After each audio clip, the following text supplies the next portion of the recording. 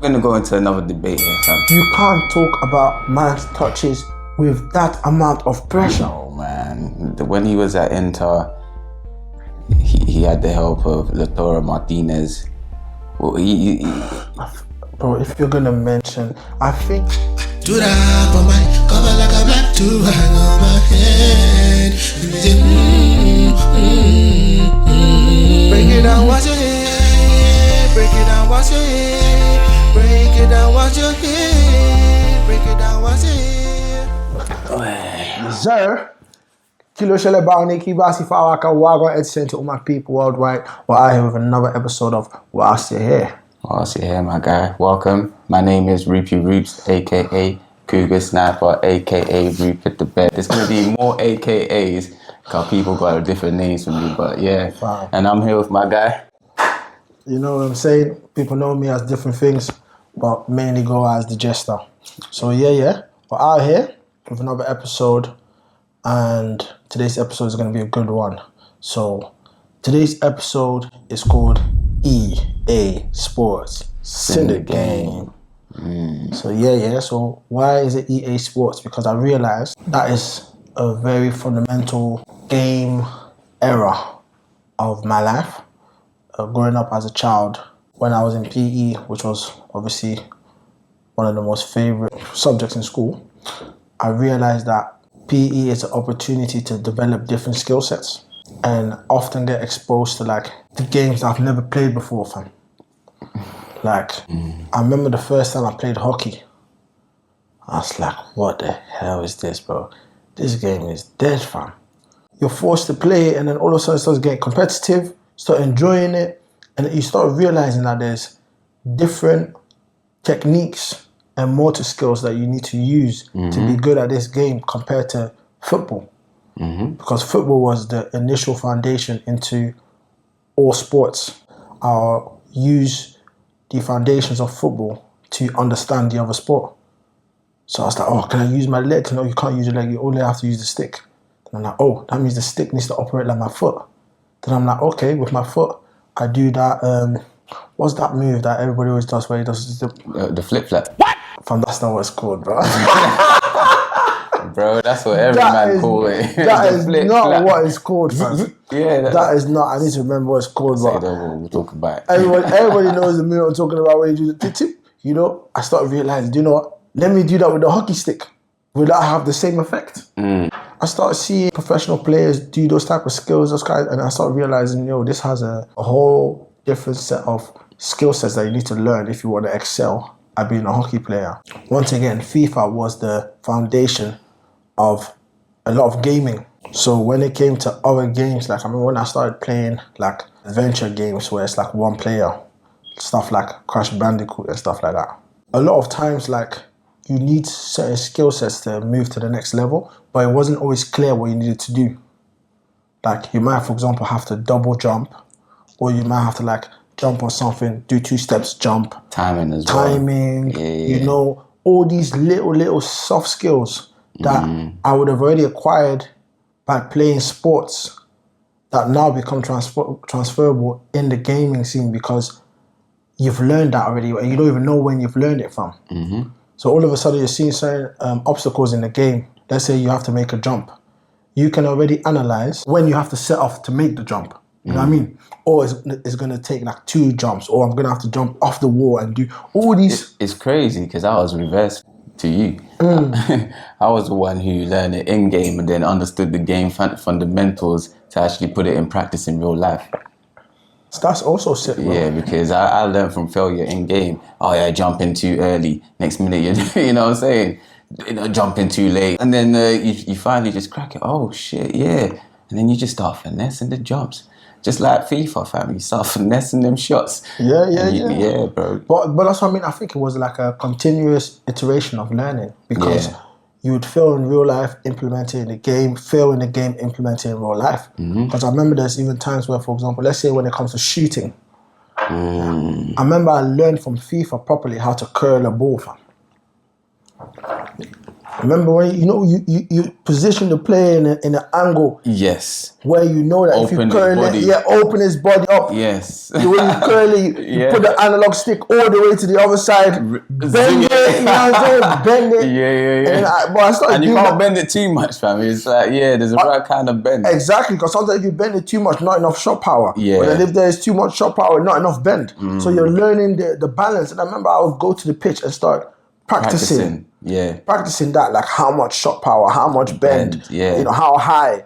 And at what angle to hit at. Exactly. That one is important as well. Yeah, man. And the reason why I feel like this EA Sports needs an episode on its own is because it was also an introduction sometimes to different cultures, bro. Like, for example, NBA to me, the game, was an introduction to American culture. Like, obviously you had the movies and all of that stuff like that. But then in the game, playing the story mode, playing in different like states and different venues, you started like understanding how certain people are in different areas, and you just learn, man. Oh my days! You know what's so mad? You said NBA. I never got into NBA like that, but I did try Madden.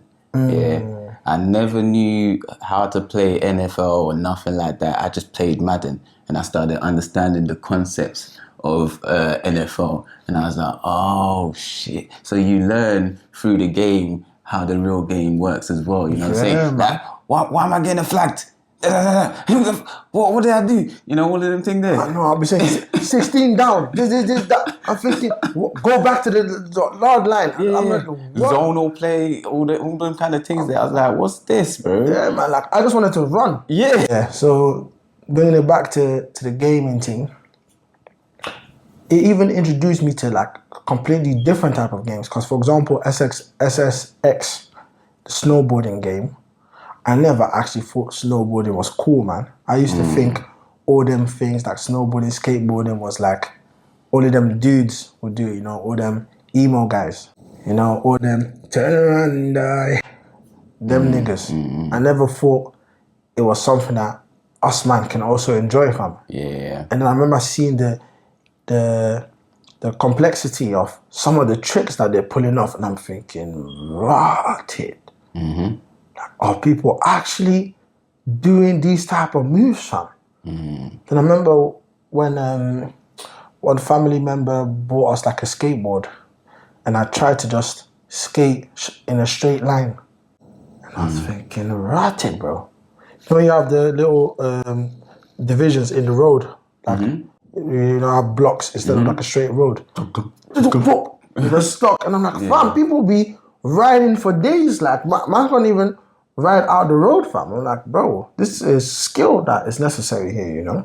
Stop placing your foot one way, other foot the other way, trying to make pace, trying to stay on there for 30 seconds. The next day you stay on there for a minute, the next day 2 minutes, and you're developing all those skills. You're developing balance, core strength, you know, ankle mobility, and then all these things that were also transferable now into all other sports. So now I come into another sport and I start knowing how to put all my weight on one foot because maybe I was skateboarding. So that then started making me better at different sports. Playing and being exposed to all these different things made me a better athlete at whatever I wanted to do. It's crazy because EA introduced me to a whole load of sports. Like you said, fam, I'm surprised you brought buying a skateboard because I had a skateboard, and it's because of Tony Hawk's.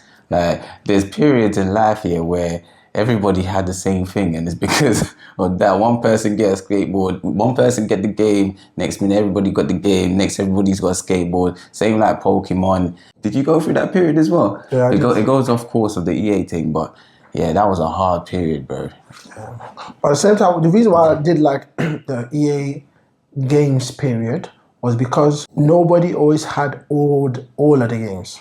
No, yeah. Like, maybe everybody had FIFA, but then not everybody would have NFL Madden or something like that. Yeah. Some people would even have the ice hockey game. Not everybody would have that, you know. So it wasn't like if you had at least FIFA, you was always good. And then when that was it. FIFA was the benchmark, and then anything after is like anything after. It was just bonus. Like, I remember even one of my family friends had the thingy one, the baseball one. and even the golf. Oh my days, the Tiger Woods thing. Was that the 03? Crazy, but I don't even know what year that was anymore. I think that was 03. Yeah. So for some reason, I had that game. That Tiger Woods thing? Yeah. Oh my days. That game? That taught me about golf still because I never knew about golf, I never knew about golf, bro. Par and eagle and all them things there. I was like, what? I never knew about no golf, bro. Yeah. I thought it was old men that used to just... But that game, it's maybe going a bit off EA, but they had a game as well, but I don't think I had it. I'm really not sure. Was the snooker game. But playing snooker itself, I never used to rate it that much. Yeah. But then I started realizing it's actually a lot to be able to look at things in the distance. Yeah. Calculate how you're going to hit another object onto that object. The power you're going to use, the velocity, the angle, and for it to go into a direction of your choosing. To return to a nice spot so you can... Hit another one. And then seeing that people are at the top level, the only difference between them is the mistakes that they make. Because on a good day, all of them can clean up the table. That's crazy that you say all that, of them can clean up the table every time. It's literally just the mistakes that they make. It's same with basketball. That you might think you're sick at playing basketball because when you go to the pitch, you can score 5 times in a row, 6 times in a row. Bear in mind, these NBA players, they can score 10 times out of 10 in a row all the time if they want. The reason why they're missing is because of the defense that they're having. So it's the mistakes that they're making. That's how good they are, that they have to flop by making mistakes, not that they just can't always hit it. If they aim for it, they will always hit it if they aim for it. So when it comes to even football, there's a lot of times where you might look at players, that's why I don't like when people disrespect Lukaku. People look at Lukaku and be like, he's dead touch, he's this, he's that, anybody can do better. Wait, that anybody could do better is a crazy one. That's bad disrespectful. Nah, but... Is that not how people treat Lukaku, bro? Yeah, that is, but still, the touches were crazy. I'm not gonna lie to you, fam. Of that standard of how much, we're gonna go into another debate here, fam. You can't talk about man's touches with that amount of pressure. In the Premier League, if you're controlling the ball like this, you can't even look down to look at your control. Because if you're looking down and you're looking up, especially in the midfield, a defender is there. But bro, I feel like that just showed how highly regarded he was. Because of his expectation, fam. They're expecting a world-class striker to take these kinds of touches. If man, they were saying that he had Timberland boots. Violent. Bro, somehow some guy with Timberland boots, is the top scorer of Belgium ever. Come on, chat to him. Bro, who is the second at the moment? Just refresh my memory. I don't know. Because Belgium, I don't know, fam. I'm not trying to disrespect Belgium, but... No, you are trying to disrespect. There's not that many people there, fam. Has Belgium not been a solid side for the last 20 years, bro? Bruv, they've had a suspected golden era for how many years, fam? So at least 10 years. Yeah, bro. That golden team was at least 10 years, fam. And they did nothing, bro. So... But they finished always, around the top 20 in the world, always. It's Europe and world. So they're in the European, in Europe, and they're in the world, and they don't do nothing in both, bro. They always finish fourth, third. Are you sure? 4th, 6th, 7th. 6th, 7th, 4th, 6th, 7th. Yeah, bro. They've never been a real threat until it was Hazard, fam. Is Hazard Belgium? Yeah, he is. It was Hazard, fam, that built up Belgium to me anyway. Yeah, but then Kevin De Bruyne, arguably the best ever midfield player, fam. He still did nothing for them, fam. He did his thing, but the team was dead. He can't do it by himself. The team's not dead. It's just, I feel like the coaching system did not help the team. That's something else. Anyway, we're going crazy in the analysis of Belgium. Killed it. I know, but I was going to bring it back because I spoke specifically about his touch. And the reason I'm going to mention that is even with his touch being poor, him being so clinical to be a top scorer, bro. Also in Italy, not even just for Belgium. In Italy, he's banging goals all the time as well. He's on their top ranking as well, goal scoring. Bro, man. When he was at Inter, he had the help of Lautaro Martinez. What? Well, Bro, if you're gonna mention, I think that Lautaro Martinez. People that talk about him are hypocrites, bro. Hold on. People that talk about him do not like the way Lukaku looks like physically. Because if Lukaku looked like Lautaro Martinez, bro, people would say he's the GOAT. Because my man ain't scoring jack shit. Bro, you're misunderstanding where I was coming from. It was two up top. Lukaku thrives from two up top, but then when he's one man alone, it doesn't work out. And when he's one man alone, he's less clinical. But when he's one man alone as well, people don't utilize him properly. Because if he's one man alone, they're meant to give him the ball the way that they're giving Haaland the balls.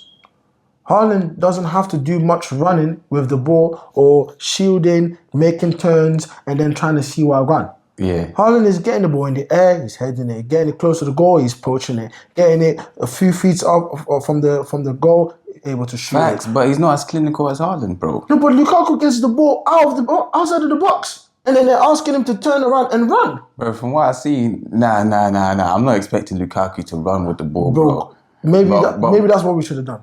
Go and watch his highlights. See how many balls he gets from outside of the box, bro. You get to outside the box, use his body, hold up play, dish it for other man to score. Where does he play right now? Napoli. Lukaku, send this man a ticket, bro. He's your number one fan. Not even. The way that he's capping for you is crazy, fam. No, it's the thing. Because the thing is, like, I remember them days of Van Persie up front, and people were not rating him. What? I swear, bro. People were not rating him. Man, them are forgetting. The reason people weren't rating him was Arsenal fans weren't rating him because they was hating, fam. That was it. That's it. But that's what I'm trying to, bro. But no one's hating Lukaku like that, bro. Bro, the reason why... I swear that I promise you, yeah, most people want Lukaku to win. People want Lukaku to win, but they're hating on him. The reason why is because there's never been an era like back in the day strikers where you will have like 10 top strikers in the world at the same time. Right now, give me your top strikers in the world right now, fam. I will take the piss. I was going to say Havertz, fam. But that would end of the stream. I would end the stream. Lock off the blood clot. Even this side analogy I was making, I would have locked it off completely and started talking about... Say no more, bro. If I was going to say top, it's not strong. So we'll just stay with Haaland. It's really not strong. Osimhen is in there. But even people that try to cap against me with that one. No, they wouldn't with that one, I think. People will agree that he's top. Is that, to me, is top, bro. I'm not going to lie to you. Continue. Yeah. Mbappe, he's not a striker to me, so I can't put him in there. Just take him out. I'll leave it like that, fam. Wirtz. What? He's a striker. He's a striker, right? Wirtz? Yeah. Florian Wirtz? Yeah. Wirtz with the WIRTZ? Yeah. No, bro, he's a number 10. He's a number 10?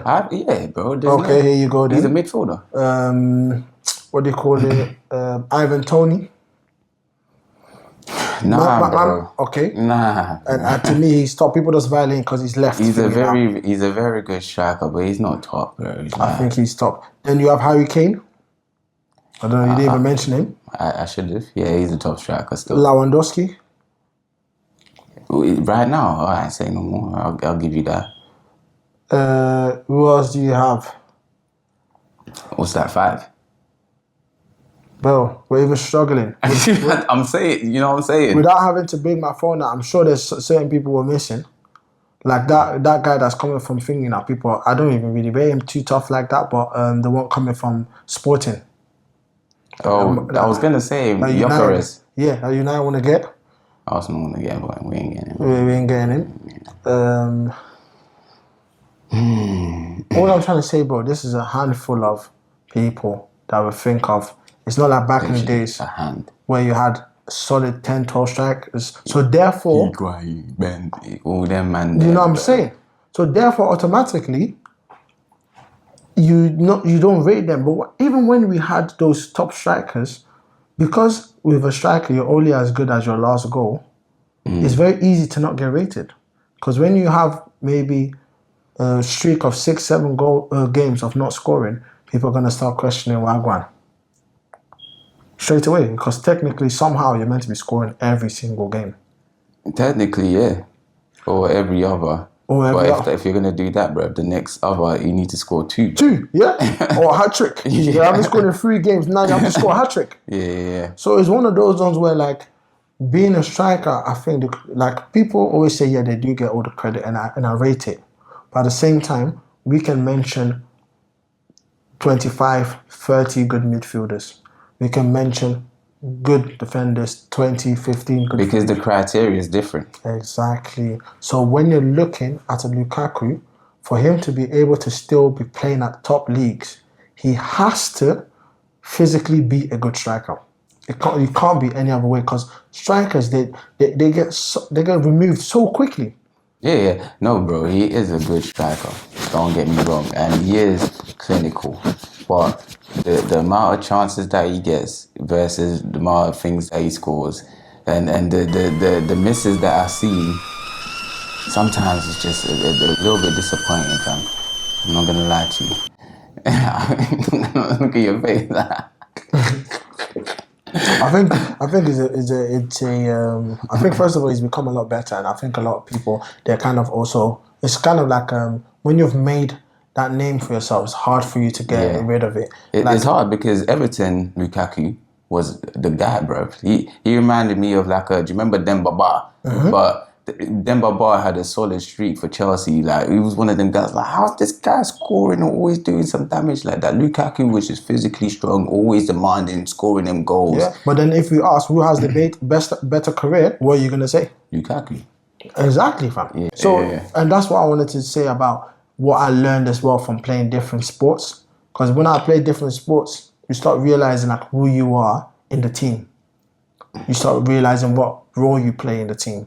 Yeah, and your importance to the team. Because you really do see the impact that you have in the team when you're on the pitch and off the pitch. Yeah. That's mad. And that was like when I started playing sports on a high level, that was mad to see, because when you play sports at a high level, you guys all be training 2 times a day, 5 times in a week, 2 different matches, all that stuff. You guys are all learning the same foundations. But then in the game, people are utilizing so different skills. And I'll be thinking to myself, raw, like, I might see, for example, let's say Martinelli, if he just cut into the right, Look up. and then look up and then shoot either in the left pocket or something like that, this guy could maybe score 15 more goals. And I feel like everybody knows that. But then I'll think, why doesn't he do it? But then the thing is, to him, he has mastered that unfortunate run that he does. That straight left flank run that he does. Direct left He's flank. mastered that, so that when he's scoring from that, how will you then ask my man to do something else? When he feels like his skill set, maybe his skill set is not having that vision. Maybe his skill set is not going into a traffic area. Maybe his skill set is using the line, because the line could be also another way to maneuver yourself. Nah, bro. Yeah, let time out. Hold on. I feel like that it's a very good point that you're making, by the way. But I feel like he's being told to do this. Yeah, because before this, he was an unpredictable, raw. He was head down moving, but he did cut in a little bit. Remember with what's his name again? That's at Aston Villa. Emery, yeah. Remember with Emery, he was actually cutting in here and there, moving a little bit more dynamic. But he wasn't scoring to me. He wasn't scoring. Not as much as that one season with Arteta, but still, at the moment, I feel like he's getting told to do what he's doing right now. But then this is where, once again, that same argument still works to me, because it's like, once again, when I was playing at the highest levels, you don't always listen to the coach, but you know it has a consequence. Yeah, bro. You get that bitch. Man's got that Guardiola mentality, bro. You know, listen, okay, if you score a goal, not listening, you're getting benched. But then the thing is, Guardiola will also respect you when he sees you being able to do things consistently. If Martinelli decides that now he can consistently go into the right and score, he just has to show that he can consistently do that. Bro, no, I disagree. The reason I disagree is because you heard the story about Henry. When Henry did not go with Guardiola tactics on Barcelona and he scored a goal, and as soon as he scored a goal, he got subbed off. Yeah, but obviously that is true. So Guardiola don't care about you going off. He wants everything to be systematic. That is true, but the thing is, like, what I'm trying to say is, like, when you build that profile of you being that type of left, like, it's like chess, bro. You've come into the game only being a pawn, fam.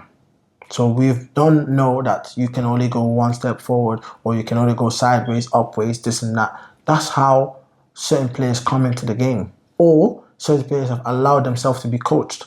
If you're somebody like a Foden, for example, Pep will never ask Foden to just run lines. Because either Foden will just not play, or he will continue doing that floating movement that he'll do and win or lose. Like, it's the same. Let's say Iron Robben now. To me, he's generational, but still, like, sometimes I feel like he was just a little bit below the level of, like, all-time greats. You know what I'm saying? Yeah, 100%. But still, with this same stupid move he does, there's some level of unpredictability in it. Okay. Even though you cut to the left, you don't know when he's shooting it. You jab, jab, jab, jab, jab, jab, shoot now this time. Yeah, the next time he jabs 3 times. The next time he jabs 2 times. The next time, no jab. You just have no jab. Just lock off. Yeah, just lock. Yeah. But Saka's thing, I can already tell you this week how he's going to shoot that ball next week, bro. Let me be on record today on the 21st of, what is today? 11th. Or even November. But time's going fast, man. Real fast, of November 2024. Yeah. Arsenal will never, in my lifetime, win a Premier League if we do not get You gotta send a money to world-class striker and another world-class winger, fam. What, for Saka or Martinelli? No, Martinelli needs to be gone. Martinelli needs to be gone. You just bigging up my man, bro. No, he needs to be gone, and it's not a violation to him. I'll send him on loan, bro. To the championship or something. That's a vile. I'll send him on loan, bro. Because he's going to do really, really well at a different club. He's going to do really good. You know them ones where it's going to be like Xhaka, where people be like, oh, look at how Xhaka didn't perform with Arsenal. Look at him now. Martinelli will have that if he leaves Arsenal. But we need somebody that is greater, that's being able to provide more. Rodrigo. Like, if we had Rodrigo and then put, it doesn't matter who, Ivan Toney, Osimhen, whoever, bro. The whole squad, the whole FIFA rating on the squad is going to be completely different. 89. Even the defenders are going to do a better job because offense also makes defense easier. Yeah. When you're the one pushing the offense, how are we playing that? You know that game that we played Man City and we're playing the defense for like 45 minutes and they scored last minute. Imagine if not only were we defending that great, occasionally we're able to give them a supernatural offensive threat. They won't be able to sit that much in front. They will have to sit back a bit. So, like, we can be so great defensively, and this is the reason why now I feel like it's unfortunate because a man like, what's his name now, Saliba is looking less good because the workload is just high. You think so, bro? I feel like his head's at Real Madrid, bro. Bro, but my head would also be at Real Madrid if I'm not playing with colleagues that are on that level. That is it. Because I will know as a defender, you man are giving me too much work. Take the pressure off, man. Let me not be defending the whole game. If I can defend 45 minutes, I'm going to look sick. You man are making me defend 75 minutes, bro. Do something, fam. Every time you might lose the ball, bam, bam, bam, it's coming back to us, bam, bam. Chill, bro. Bro, there's no world class. There's no that up front, we bro. do not have no world class. There's no singular world class player, even Saka included. And I love that guy. He is not a world class, unless you guys want to say world class now has the definition has changed, and I want to base it on the current players that are in the market. Then I'll say Saka is world class. Who's world class now? For you? For me, on the same position, or in general. Just in general, because I don't feel like you can say a lot of people are world class now. No. Only people that are world class now, Vinicius Junior, and Mbappe is still world class. He's not really performing, but nobody needs to trick themselves and say he's not world class. Mm-hmm. Vinicius, Mbappe, Haaland, Rodri.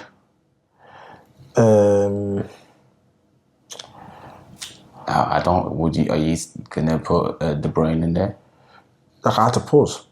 On that. I knew you was thinking about it. Yeah, I was thinking because man hasn't been playing, or that's what I'm saying. So it's a bit unfair. Like yes, he's world class. Let's not get it wrong. Anytime he steps on the pitch, he's a world class player. He's world class. So he's world class. Who else do we have really and truly? Lewandowski, world class. Sorry. Harry Kane, world class. Sorry. Mohamed Salah, world class. Van Dijk, world class. Saliba, world class. Whoa. Is Saliba world class already, bro? He's world class, man. He's world class already? He's world class, man. I can't lie to you. Like, Then Gabriel. What about Gabriel then? Which one?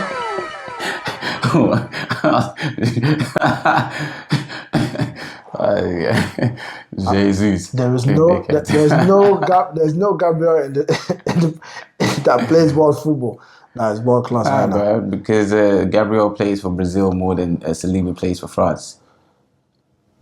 Yeah, but there is none. If you want to take Saliba off, I can say that's arguable, but I feel like we're being a bit like. Are we just doing eye test then for world class? No, we're saying like consistency in terms of their play.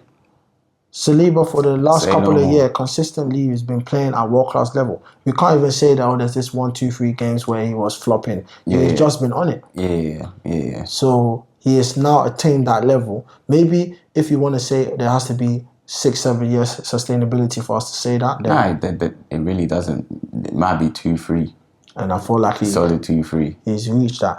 Yeah. But once again, bro, just to bring it back to EA, all these kind of crazy analogies. Like when I talk about football sometimes, like I want to bring one of my boys on this podcast who is into football from a tactical standpoint. Because a lot of times when I speak, I might not speak with the right terminologies that they'll use. You know what I'm saying?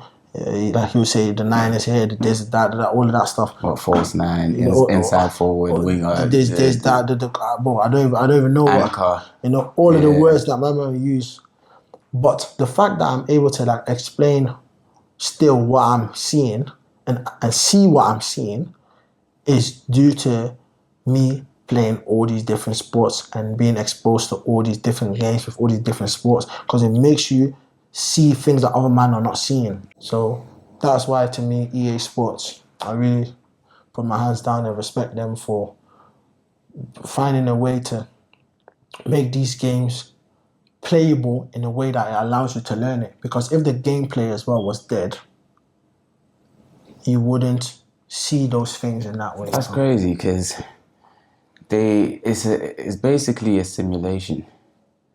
Like Gran Turismo, if you bought the steering wheel and the seat that moved of it, it's real life. Some of it you can't really take into real life because the car's not tuned exactly. The car's not tuned exactly, and then obviously you're forgetting about the G-force, how your body reacts to the high speed and stuff like that. But on a basic level, bro, if you take the car out after doing simulation, you start understanding the dynamics and you can really drive that car to exactly how it is, you know what I'm saying? Yeah, even flight simulation, train simulation, but all these kind of simulations. So EA Sport is basically a simulation. A sports simulator, fam. Yeah. Sports simulation company, fam. And it's a good analogy there, bro, because, for example, that's what I was saying to you, like, before I ever held any type of gun or anything like that in my hand, I knew that I could shoot because of playing those games that you shoot, and especially when I had Time Crisis and I had the actual physical gun to play on PlayStation 1, even though you have to shoot at an angle, fam. Like, if you want to shoot straight, you have to shoot like this, fam. Yeah. So this is I straight. remember, you know. Bro, Yeah. that made me feel like I knew how to shoot. Because you're shooting handicap. Because I'm shooting handicap, fam. I'm thinking, if I can shoot like this, handicap, imagine if the thing is straight, if the Direct. barrel is straight. Yeah. I'm going to hit everything. Yeah. Same with the game you're saying, like you start playing it on a joystick, then all of a sudden you go to them rich cousin's house that has the thing, the whole... I swear down I'm going to get one, bro. When you need a 10K one, the one where your whole room... I saw one everything's for shaking, 3K, I was like, and I saw it was all doing all this kind of thing. I was like, yeah. When I get my yard, fam, I'm going to have that game room, fam. I remember one of my friends had it, and he only had the steering, the shift pad, and the gear stick, and the foot thing. Accelerate, yeah. That alone Is enough. already changed the whole experience, bro. The whole experience. Like, you know when you change the camera from just seeing the car to just the windscreen, fam? Yeah. Bombo clad. I was inside the car, fam. Bro, I could feel the amount of, bend the thing like Beckham. You knew what was going on, fam. bro, there was a certain dynamics, even with the joypad, yeah, where when they changed it from the car to where you're inside the car, you see the hand and you see the mirror there and your mirror there. I was like, I really, really embraced that feeling of being inside that vehicle, driving that hard. You know what I'm saying? You know, in PlayStation 3, when they started bringing like the pad, like shaking a bit. Yeah. So when you hold it and the car turns on, the pad gives you a little shake. And you're like, even that, bro, you start understanding how far you can push that car without just spinning out of control. Crazy. And you can feel the difference in cars as well. So it's almost like I knew how a Porsche would feel like driving before I ever drove a Porsche, fam. Because they give you the whole vibe of the Porsche when you're driving it, fam. And then, bro, you start understanding which car's your favorite based on that, fam. Mine, the Ferrari 458, bro. That was such a smooth. Took 8 corners, had decent speed. Even playing a Call of Duty, my bro, you start understanding different guns as well, fam. Like the P45 or P40 or something like that, or the M. I forgot all of these because this was back in the day, but there were so many different guns, and I knew exactly what customizable gun, what everything you needed, the range, the shotgun. I remember when I was playing Call of Duty and I first found the light machine guns. So The submachine guns. Yeah. So them heavy ones were like when you the heavy ones. Yeah, bro. Even though it's called light, they were heavy because the actual machine gun is the whole big massive thing that you have to stand still and the mini machine gun, like GTA. Yeah, that one. But then you have the light machine gun, though, the one you can walk with that has like 300 bullets. And I remember when I always used to have the assault weapons, I used to feel like they're running out of bullets too quick, fam. Like, I need something that I can just stand there and destroy multiple people coming. You was a demon, bro. You was just here. Bro, I wanted to be able... Arnold Schwarzenegger. Yeah, fam. I wanted to stand there and shoot. Because especially when I used to play the modes with like the waves. Yeah. The assault weapons, you had to keep finding assault weapons, fam. I didn't want to keep finding them, fam. I wanted something that was just going to have a red dot so that the accuracy was there and had 300 bullets, fam. But then you have to start navigating the fact that you can't run fast. You can't run fast and your reload is ridiculous.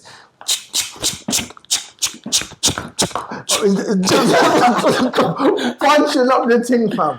Punching up. But bro, the MP5, fam, I like them little... I hated that, bro. Bro, I loved it because I was just everywhere. On the floor. Yeah, crouch. And what I liked about it is how quick you can swap your gun. You run out of bullets, if you had a nice assault rifle on the back, swap it. But the reason why I like that light machine gun is that when you learn how to be accurate with it, you don't need that many bullets, fam. It's almost like a faster sniper, fam, with unlimited bullets, fam. Because all of a sudden now I'm using 2 shots to be killing people. I'm like, yeah, fam, this is it. But just like Oh shit, you're right, bro. Because when you learn how to control that, sometimes you can eat. Let's talk about that as well.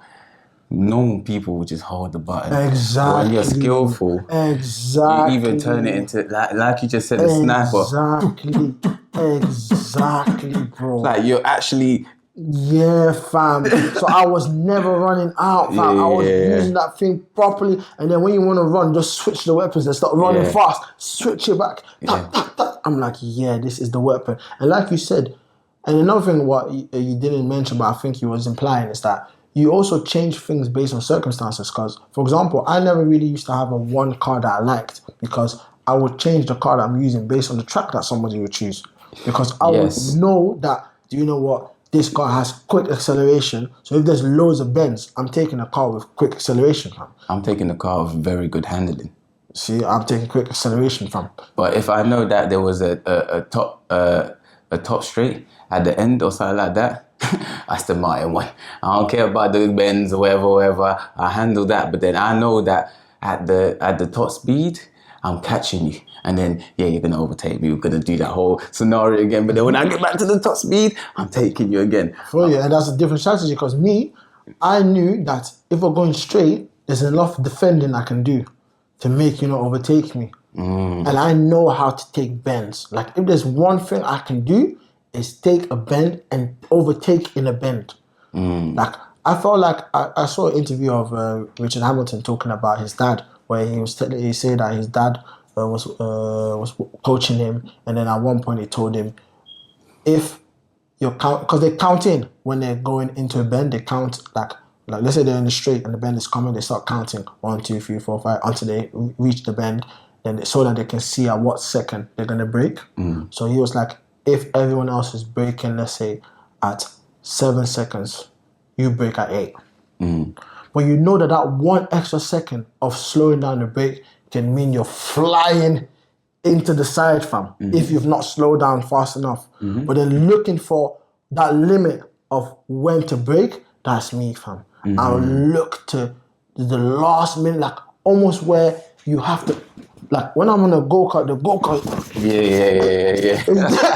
is doing that, because I've waited to the last possible. Even I might crash 2-3 times trying to understand how long I can wait. Still. You know what I'm saying? And then now I'm like, I know when the last minute is, and I'm still trying to overtake in the bend because the other one is just defending. You're trying to go in front of me, I'm going sideways, I'm going pushing you a bit, So if I had a car with fast acceleration, that's what I mean. This is when you start developing your style and realizing what you're good at, bringing it back to the EA thing. It's like when you play all these different sports, you start realizing who you are as a person. It's like different characters of you. When you're playing NFL, maybe you are a linebacker. Maybe you are... And then there's also crossover. Because I feel like if you was a... what was that called again? If you were a person who... what's the guy that always throws the ball? No point guard. Quarterback. Quarterback, yeah. If you're a quarterback, it's almost like you're naturally a point guard in basketball.